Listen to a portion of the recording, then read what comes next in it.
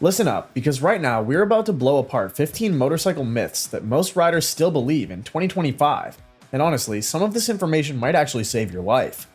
You've probably heard your buddy at the gas station swear up and down that loud pipes saved him from getting sideswiped, or watched some old timer religiously warm up his bike for 10 minutes before even thinking about riding. Here's the twist though, modern motorcycle technology has left these old wives' tales in the dust, yet riders keep passing them down like gospel truth, potentially putting themselves in more danger than they realize.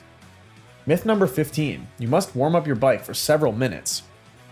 Let's kick things off with something that drives me crazy at coffee shop parking lots. Riders letting their bikes idle for 10 minutes before riding. They're convinced they're protecting their engine. The reality? They're doing more harm than good.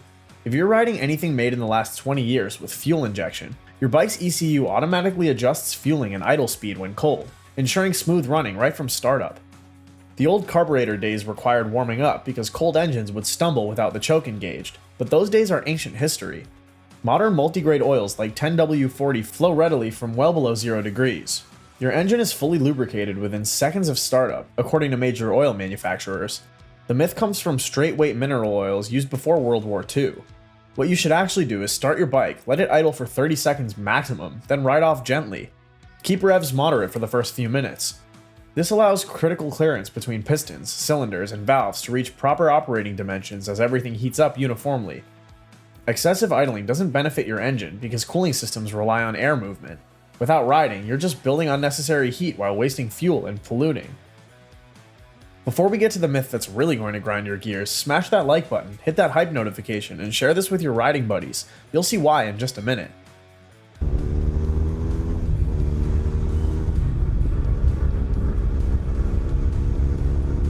Myth number 14. Laying down your bike is safer than braking. This myth makes me genuinely angry because it's dangerously wrong. You've heard riders claim they deliberately laid their bike down to avoid a crash, demonstrating skill and quick thinking. The truth? They panicked, locked their brakes, and went down.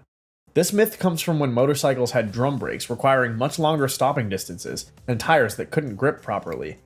In the 60s and 70s, laying a bike down was actually taught because situations existed with no other choice. Modern motorcycles have disc brakes, providing incredible stopping power, often with ABS preventing wheel lockup entirely. According to the Motorcycle Safety Foundation, your front brake alone provides over 70% of stopping power.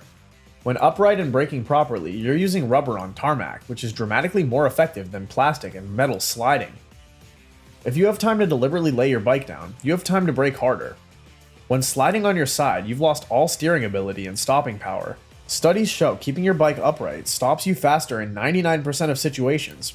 What's really happening? Riders panic, grab too much brake, lock a wheel, and crash. Rather than admitting mistakes, they'll rationalize it as deliberate action. Keep your bike upright, master proper braking, and you'll stop faster every time. Myth 13. Loud pipes save lives. This one's going to ruffle feathers, but the science is crystal clear. I know you love your Screamin' Eagle exhaust or a Kropovich symphony, and that's fine. But pretending it's a safety feature? That's where we pump the brakes. A comprehensive Romanian study tested 6 motorcycles at various distances from a stationary car. The loudest bikes hit 110 decibels at redline, literally chainsaw level noise. At 50 feet behind the car, not a single motorcycle could be heard inside. At 33 feet, even the noisiest bikes were barely audible. Only when right next to a car could they be heard clearly, and by then it's too late for drivers to react. Think about basic physics. Your exhaust pipes point backwards, meaning sound travels away from where you're moving. Fire trucks mount sirens on the front because they need drivers ahead of them to hear them. Your motorcycle is the opposite design. The famous Hurt report shows 64% of multi-vehicle crashes involving cars. The famous Hurt report shows 64% of multi-vehicle crashes involve cars turning left into oncoming motorcycles. Modern cars have excellent sound isolation with windows up and stereos playing. A California study found only 7% of drivers noticed motorcycles due to noise. What actually works? High visibility gear reduces crash risk by 37% according to NHTSA. Auxiliary lighting, upgraded horns pointing forward, and defensive riding provide real safety benefits, helping drivers ahead notice you. Myth 12. ABS is only for beginners or takes away control. This myth keeps experienced riders from benefiting from one of motorcycling's most significant safety advances. There's this weird attitude that real drivers don't need electronic aids, that ABS is training wheels for people who can't handle their bikes. This thinking is outdated and wrong. The Insurance Institute for Highway Safety's 2010 study found motorcycles with ABS were 37% less likely to be involved in fatal crashes compared to models without ABS. Modern ABS systems have evolved dramatically since the crude heavy systems from the 80s. Today's systems are lightweight, refined, and incredibly smooth. The latest Bosch Generation 9 systems weigh under 2 pounds and modulate brake pressure 24 times per second, far faster than human reaction time.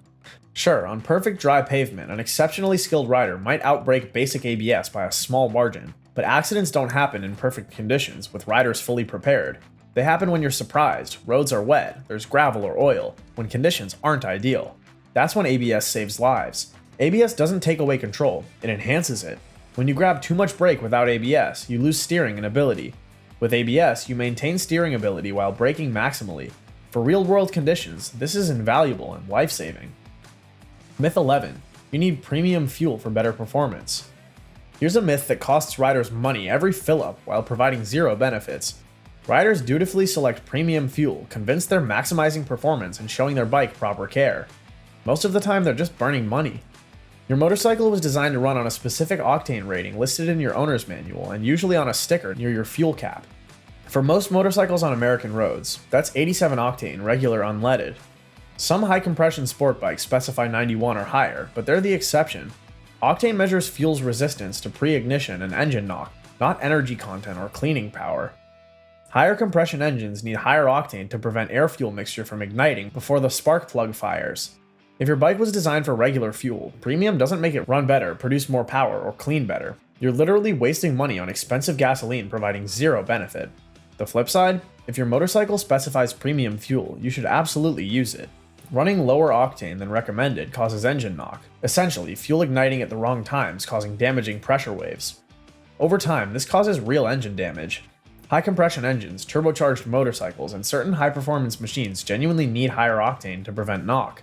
Read your manual, use the specified octane, and save money. Your wallet and engine will both be happier. Myth 10. Engine braking damages your motorcycle. This myth is based on a fundamental misunderstanding of how motorcycle engines and transmissions work. Riders worry that downshifting to use engine braking causes excessive wear, damages transmission, or harms the engine. The reality is different, and understanding engine braking makes you a safer, more skilled rider. When you roll off the throttle and use the engine's resistance to slow down, that's engine braking. When you downshift to lower gears while decelerating, you're increasing the engine braking amount. The engine isn't fighting itself or working in reverse, it's simply being turned down by the motorcycle's momentum rather than producing power, creating natural resistance that slows you down. Your motorcycle's engine and transmission were designed with engine braking in mind. Manufacturers expect you to downshift during deceleration.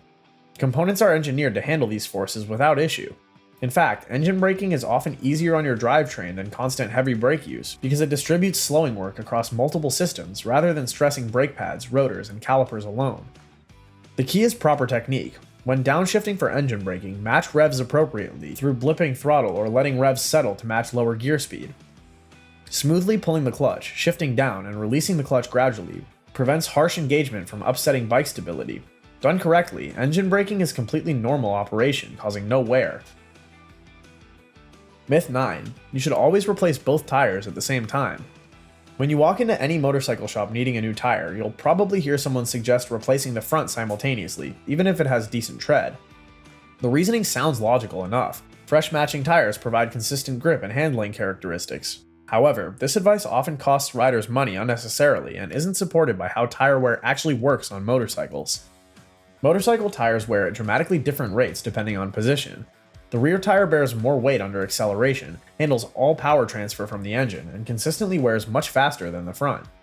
Depending on riding style and bike type, you might go through 2 or 3 rear tires before the front needs replacement. This is completely normal and expected. Replacing a perfectly good front tire just because you need a new rear tire makes zero financial sense. Modern tire manufacturers design products to work correctly regardless of whether they're matched from the same production date. What matters is using tires meeting your motorcycle's specs, correct size, adequate tread depth, and appropriate for riding conditions. Specific situations might warrant replacing both together, like when the front is getting close to wear bars anyways, saving mounting labor. If switching tire brands or changing from sport to touring tires, matched sets ensure consistent handling. Evaluate each tire on its own merits based on tread depth, damage, irregular wear, or age-related degradation. Myth 8. The center of your lane has an oil slick. This myth probably originated from legitimate observations made decades ago, but persists today despite modern road conditions being dramatically different. You've probably heard warnings about avoiding the center strip because that's where oil and fluids from cars accumulate, creating a slippery danger zone. While this made sense in the era of leaky British sports cars and unreliable American iron, today's reality tells a different story. Modern vehicles simply don't leak fluids like older cars did. Improved seals, better manufacturing tolerances, and stricter emissions regulations mean most cars don't leave oil trails. Yes, you'll occasionally see significant oil spills from catastrophic failures, but those are isolated incidents, not constant drip drip drip that created center lane oil slick reputation. Modern road design and maintenance have changed significantly. Highway departments regularly clean and resurface roads. Rain naturally washes away most accumulations. Drainage systems built into road crowning move fluids to sides rather than letting them pool centrally. During the first minutes of rainfall, accumulated road grime creates slippery conditions, but this affects the entire lane width. The irony of avoiding the center lane is that you're potentially putting yourself in more danger riding in tire tracks where cars' wheels travel. These areas can have polished surfaces from constant traffic, embedded metal debris from brake dust, and during rain often have less grip because constant polishing reduces road surface texture. Myth 7. Motorcycle tires should be inflated to maximum PSI. Here's a myth that seems logical but can reduce tire performance, wear patterns, and overall grip. The thinking goes the maximum PSI stamped on your tire wall represents ideal pressure, so inflating to that number gives best performance. Unfortunately, that's not how tire pressures work, and running at maximum PSI creates several problems. The maximum PSI molded into your tire sidewall represents the absolute maximum cold pressure that tire can safely handle when carrying its maximum load rating. It's an engineering safety limit, not a recommendation for optimal performance. Your motorcycle manufacturer spent considerable time determining optimal tire pressure for your specific bike. These recommendations appear in your owner's manual and usually on a sticker somewhere on the bike. These pressures account for your motorcycle's weight distribution, suspension characteristics, intended use, and tire design. They represent the sweet spot where you get the best combination of grip, handling, comfort, and tire longevity. Overinflating tires by running them at maximum PSI creates several issues. The tire's contact patch with the road becomes smaller and more rounded, reducing grip. The center wears faster than edges, reducing overall tire life. The ride becomes harsher because the tire has less ability to absorb road imperfections.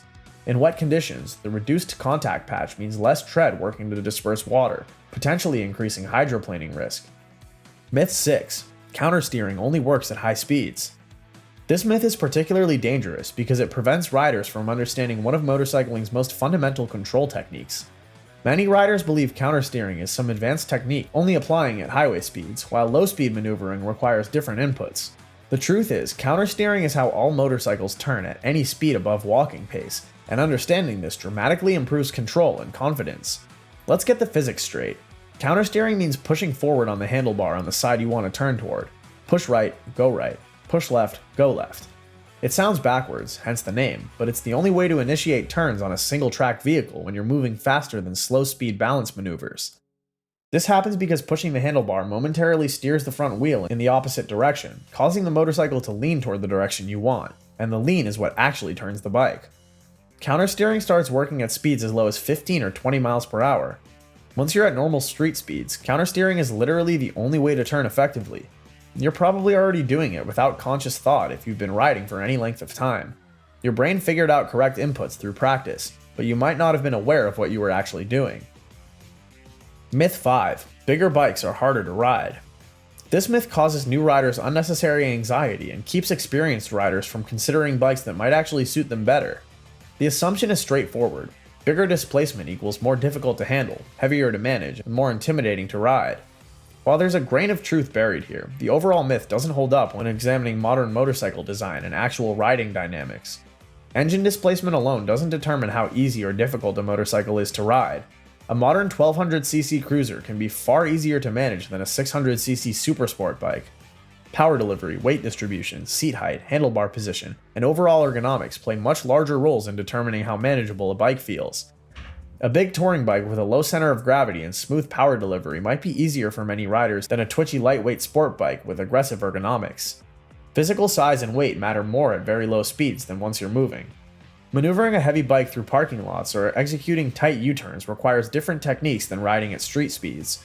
Once you're rolling, the gyroscopic effect of the wheels and the motorcycle's designed-in stability make weight much less noticeable. Many riders find modern leader-class sport tourers feel lighter and easier to manage at highway speeds than smaller bikes because of refined suspension and stable geometry. Myth 4. You can't ride with a passenger until you're an expert. This myth unnecessarily limits new riders and creates anxiety around sharing the riding experience with passengers. The underlying concern is understandable. Carrying a passenger changes your motorcycle's handling, weight distribution, and braking dynamics. However, the belief that you need years of experience before safely carrying a passenger oversimplifies actual requirements and ignores that many riders successfully carry passengers after just months of riding. The real requirement isn't being an expert, it's being competent with your motorcycle's basic controls, understanding how adding a passenger changes bike behavior, and communicating effectively with your passenger about riding safely.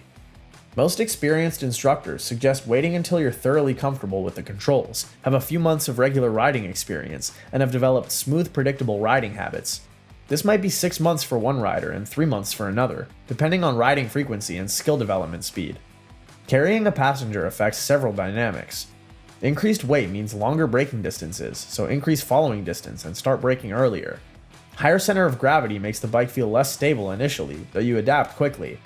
Acceleration is reduced, and the bike may handle differently in corners because of weight distribution change. None of these changes are dramatic or unmanageable, they just require awareness and slight adjustments to riding style. Myth 3. Rain riding is extremely dangerous and should be avoided.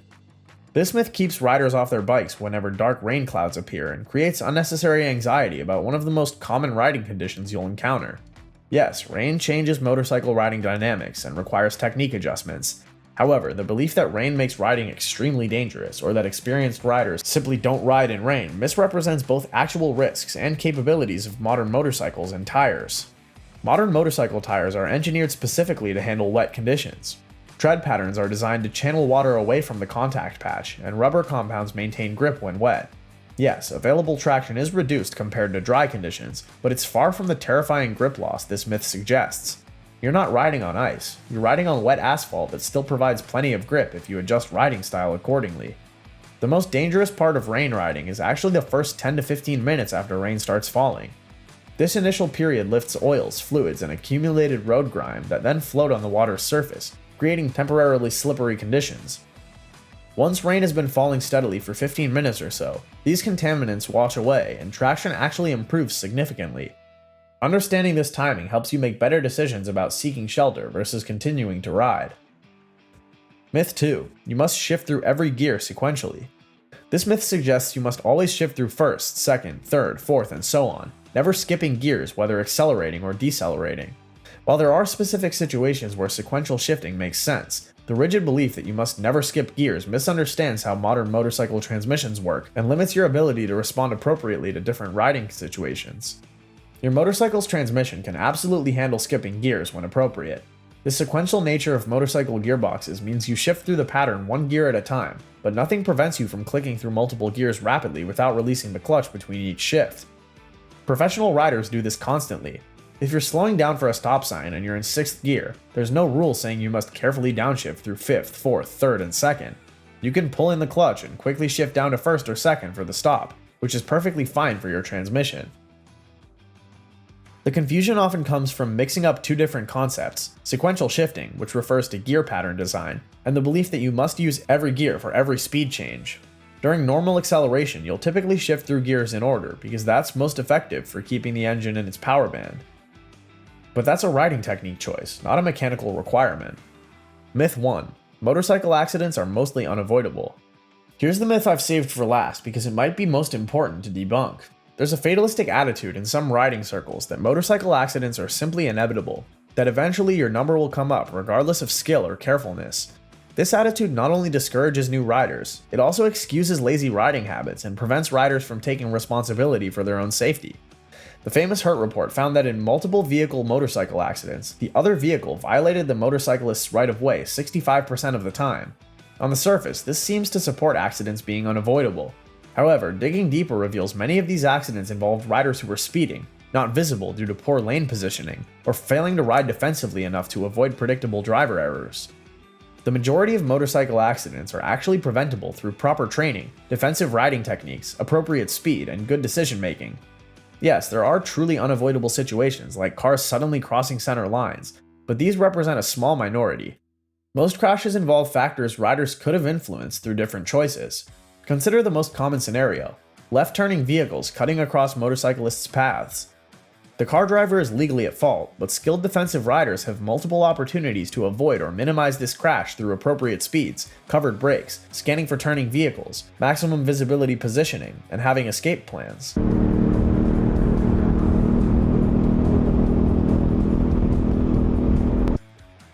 We've just demolished 15 myths that way too many riders still treat as gospel truth in 2025, from laying bikes down to loud pipes being safety equipment, proving that motorcycle technology has evolved dramatically even though these outdated beliefs persist because riders keep passing them down without questioning whether they're still relevant. If you found this helpful, smash that like button, drop a comment letting me know which myth surprised you most, and subscribe to the channel so you don't miss future content where we dive deep into the real facts about motorcycles, gear, and riding techniques.